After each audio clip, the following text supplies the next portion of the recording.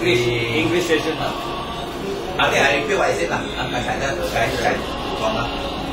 Firstly, on the question of, I call on the Prime Minister to issue a white paper to explain what actually happened with regard to the signing away of the two oil and gas rich Block L and M areas in the South China Sea, which, according to the former Prime Minister,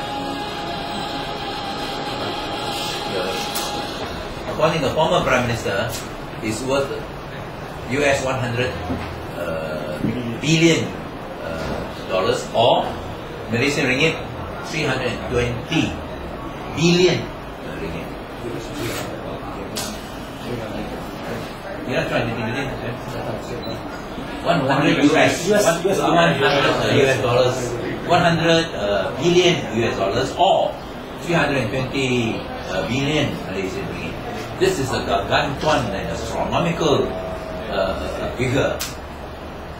And although the former Prime Minister Pak La had explained, given his version, it is completely unsatisfactory and unacceptable, because from Pak La's explanation, he has considered that the Block L and Block M do not belong to Malaysia anymore, and belong to the sovereign territory of Brunei.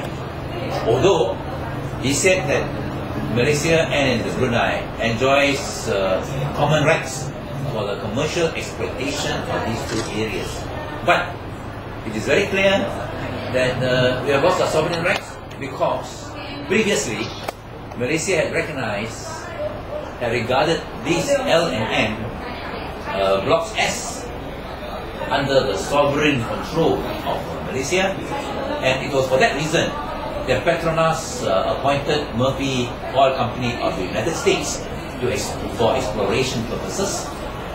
But in view of this change, which happened just before Pak La stepped down as Prime Minister in March 2009, Murphy Company had to stop its exploration activities because Malaysia doesn't enjoy the sovereign right. So why did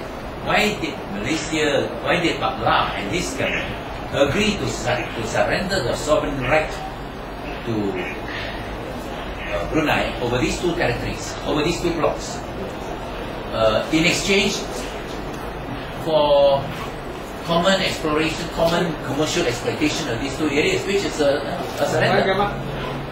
And although it is supposed to be in settlement of Brunei's claim to Limbang, Brunei has never issued any statement to say that it has dropped its claim to Limbang. So have we fallen between two stools? On the one hand, we have not succeeded in settling the Limbang claim. It is only a unilateral statement by Malaysia that Brunei has Brunei's claim to Limbang has been settled. Brunei has said nothing, which means it's nothing. It means it's nothing. And number two, we have lost our sovereign rights to two oil and gas-rich blocks in the South China Sea, L and M, and now we have only got joint commercial exploration rights. I would call this a major sellout. Unless there are satisfactory reasons, this will be a major sellout of the rights of Malaysians and future generations. 320 billion is a colossal sum. Sabah, under the 9 Malaysia plan, every year expenditure, government and federal government expenditure, federal and Sabah state government expenditure comes to about 8 billion ringgit. 8 billion ringgit every year. That's under the 9 Malaysia plan. So on the basis of about 8 billion ringgit, it will have lasted 40 years. But undoubtedly in the first 3 decades, the first 300 years, the first 30 years of Sabah in Malaysia, the overall federal and state government expenditure will not be that high. It will only be about half. It will only be about half. As an example, federal government expenditure is about 100 billion. 100 billion. 200 billion. 200 billion. operating and development, 200 billion. But when in 1960, Malaysia's government's federal expenditure budget, development and operating was less than 1 billion. Was less than 1 billion, 200 times.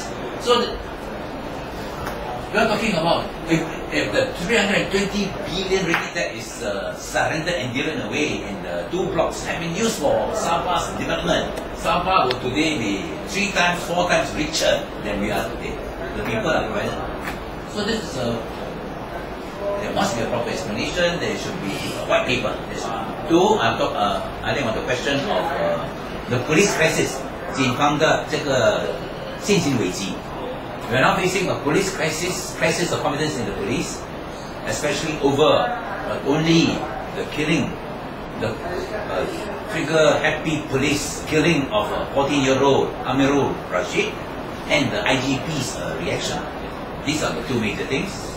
The IGP is from his reaction, is threatened, is trying to hold the people to ransom, he will call off policemen from the streets. If the people do not like what the police are doing, they do not want the police to patrol the streets, I think this is a height of irresponsibility. Any police officer who entertain for a moment the possibility of police men being called off the streets don't deserve to wear the officer's badge and should be sacked immediately. Because that is a fundamental duty. The fundamental duty of the police is to look after the safety of the people, to patrol the streets, look after the safety of the people, and not the other way around, and not to threaten and to hold the people to ransom. And that is a fundamental duty of any government. And in this case, I think it is important, and this goes to the question of a crisis, of police crisis. Tawau is well known over the years as a capital of crime. There is no sense of safety. Recently, he has got the people of Tawau who continue to suffer from endemic crime. That last week, the case of 2 weeks, a few weeks ago, where Wisma Putra, a person was robbed after withdrawing 60,000 ringgit and went to the police. The police says don't report. Report only, you come to report only when we have captured, we have caught the culprit.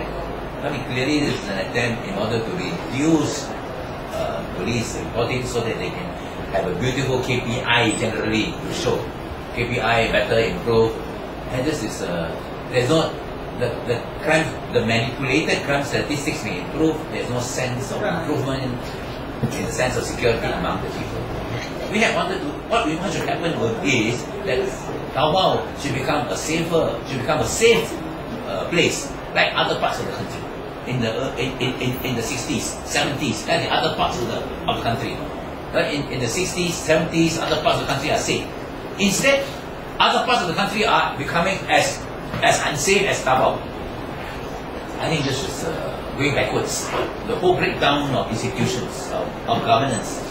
So I think, and that's why this is now a crisis of confidence. And the only way to solve it is to set up a royal commission inquiry into the death of Amirul and all police killings, all police shooting deaths since 2005.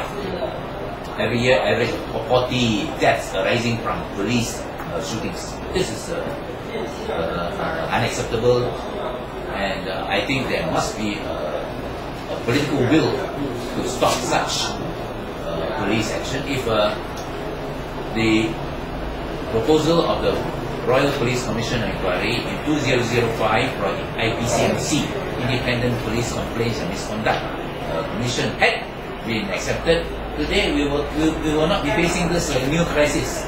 And Tunku Aziz, as you know, is a member of that Royal Commission Inquiry, who make 125 proposals in order to have an efficient, professional, incorruptible, world-class police service. Correct? All those very key words. Efficient, professional, incorruptible, world-class police service. And the key to that proposal